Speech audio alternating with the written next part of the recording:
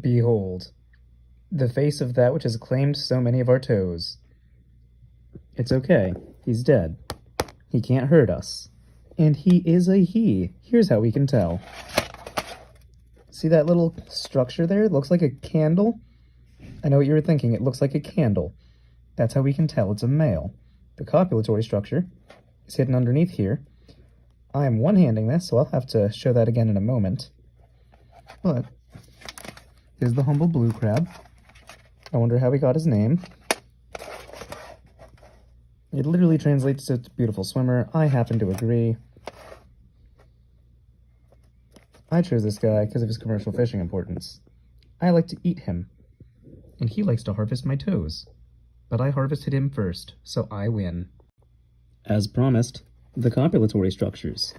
I tried to find a female, because I think that's personally a little bit more interesting to look at, but here we can see that which he uses to transfer sperm, and him and the female will just hug for 5 to 12 hours, and they'll transfer gametes.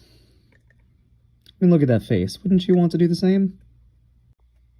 Now, let's take a look under the hood. Bet you didn't know you could do that. It's literally how they molt, so I don't know how else you expected it to happen.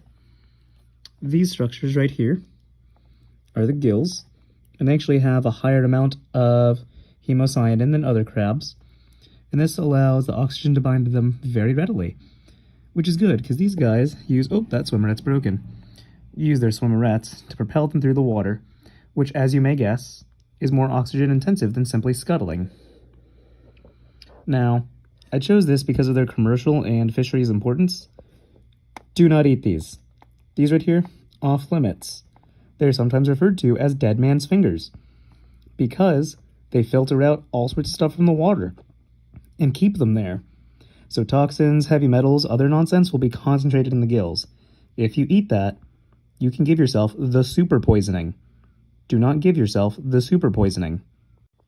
For recreational fishing, it is not at all uncommon when you're targeting bonnethead shark or red drum to cut the crab in half, because that is very similar to what these animals will do to the crab to fit it into their mouths.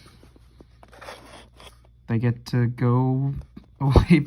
I guess they're not affected by the dead man's fingers.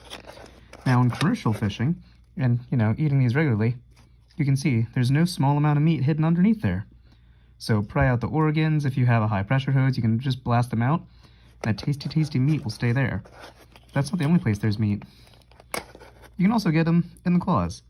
I like to use something a bit more percussive. I'll do that off camera, and we can take a look at how they move their appendages. These horn-like projections on the carapace do two things.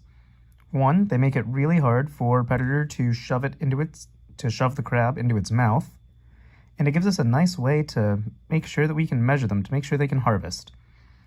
Now, bonnethead sharks and humans actually have a very similar method of eating these. It involves some deconstruction. This claw, however, has much larger protrusions, and that's going to be used more for crushing. So think attacking other crabs, holding on to objects, whereas that other claw can be used to tear food into more manageable pieces. I'm not sure which one they prefer to use when they're harvesting our toes, but these are definitely the first thing that I eat as a little bit of retribution. And so you can see inside these big meaty claws, there is the muscle tissue, and that is going to be attached internally to this exoskeleton.